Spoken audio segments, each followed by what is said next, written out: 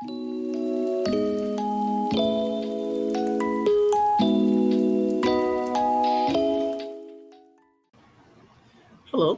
it's nice to see you today. How are you? Thank you so much for coming to my channel. I am so happy to see you. It's been a wonderful time. If you're a returning subscriber, thank you so much for coming back and trusting me. If this is the first time you are coming to my channel, I am so happy to have you. So, welcome. I would encourage you to please click that subscribe button right there, just that button written subscribe, so that you would always get notification anytime I release new content, because I'm always going to release content every now and then as a way of building this community of practice. Again, please help me to share this on your social media platforms, on your individual and different community or practice groups, and also like and comment so that I can learn from your own experience and we can also learn and grow together. Thank you. All right, so today I'll be very much talking on something very important when it comes to projects and using Agile in order to work on a project, which is estimation. Um, Estimation is quite a very broad thing when it comes to Agile project management. But today I wanted to specifically pay attention to sizing the items in the product backlog. Okay. So I'll be very much direct, specific. Today is not just to tell you, but also to show you. As a Scrum Master, you'll be collaborating with your team and the PO in order to size the items in the backlog. Remember, not the sprint backlog, but the product backlog. Okay. So if you are a product owner or you are a Scrum Master and your team is kind of struggling on how to estimate the items or size up the items in the product backlog, perhaps today's conversation might benefit you.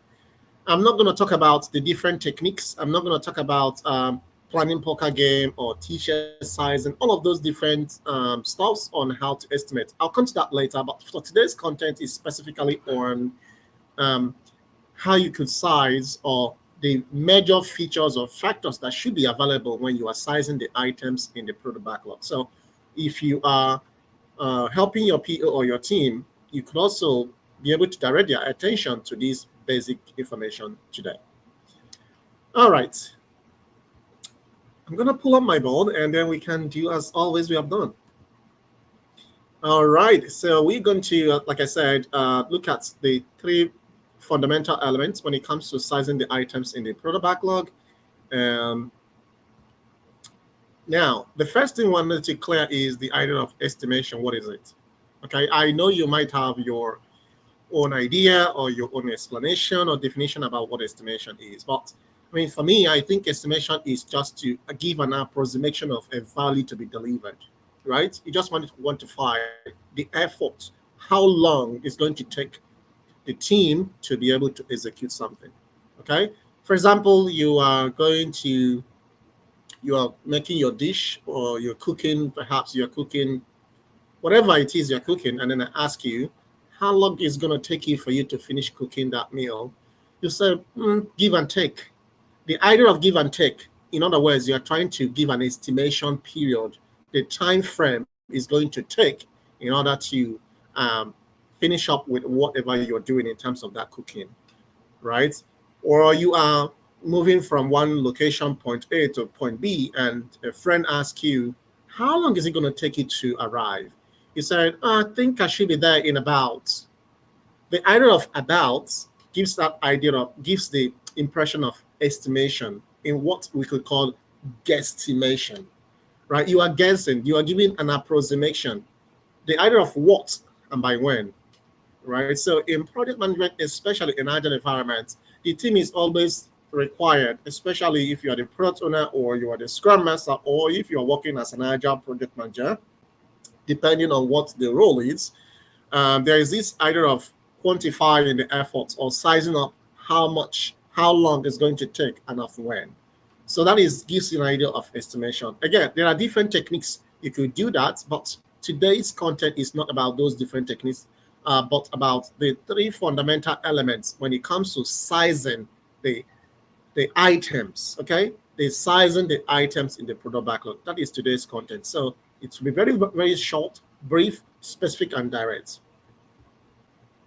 Okay, so when it comes to PBIs, which is product backlog items, right? Remember, there are different issue types in the product backlog.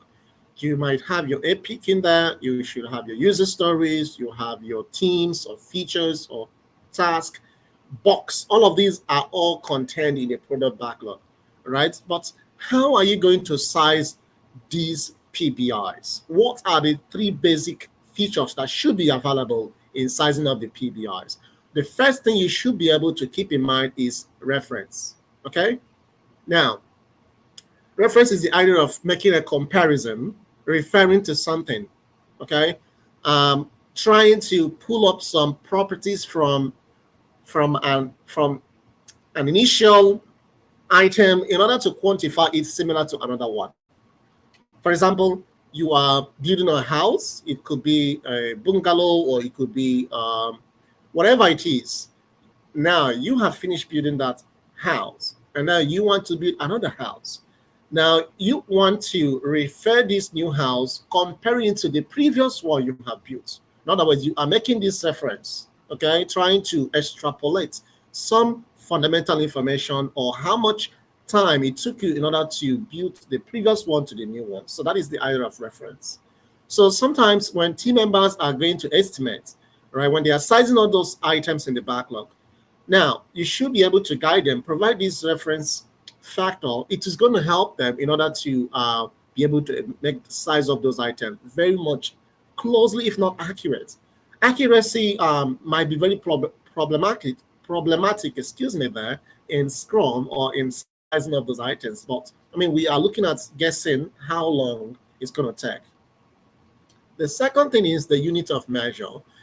We understand that, for example, the unit of measuring temperature, we said is XYZ. The unit of measuring weights, we say is in pounds or in kilograms, whatever it is. The unit of measuring distance, right? It could be kilometers, it could be whatever it is, okay?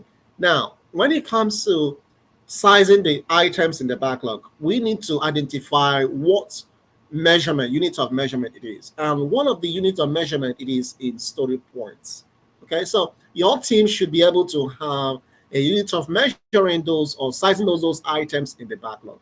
So if your team does not have that, then you as a Scrum Master or Agile coach or whoever that is, managing that team should be able to guide them in doing that. The third and the last thing to keep in mind is the idea of scale, right? Relative understanding of the functionalities, right? How is A relative to B? So these three fundamental things should be, I mean, as a Scrum Master, you should always collaborate with your PO.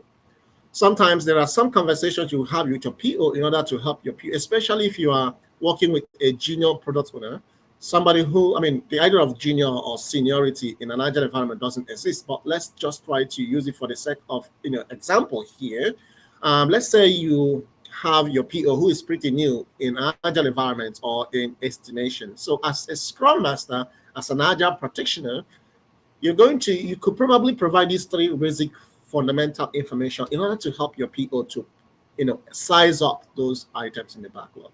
Okay, so I am going to also talk about the techniques in the next content, but for today's, I just wanted to draw your attention to these three basic features that should be available in sizing the items in the product backlog. So if you are going in for an interview and perhaps the panel or whoever is interviewing you ask you what value are you going to bring to the organization, one is about collaborating with the people, and what is the thing you're going to be, what are the values you're going to bring in when you're collaborating with the people. This could be one of those values where you're going to itemize things that you're going to draw attention about team members sizing the items in the product backlog. Again, estimation is very problematic when it comes to agile project management. Okay, so if you're already a Scrum Master and there are things you also put in place, I want to hear your thoughts. Please comment in the comment section. If you have a question on any of this information I've shared, please also put that in the comment section, or you are not sure about what I have explained today, please email me. My information is right there on the screen. You can email me, or you can please connect with me on my Instagram, so that we can always build this community of practice. I share information on my YouTube here. I share information on my Instagram. I share information on my Facebook. All of these are different ways I want to engage us in when it comes to Agile and other COP. Okay. Again, thank you so much for spending these 10 minutes, almost getting to 15 minutes with me. I so much appreciate your time.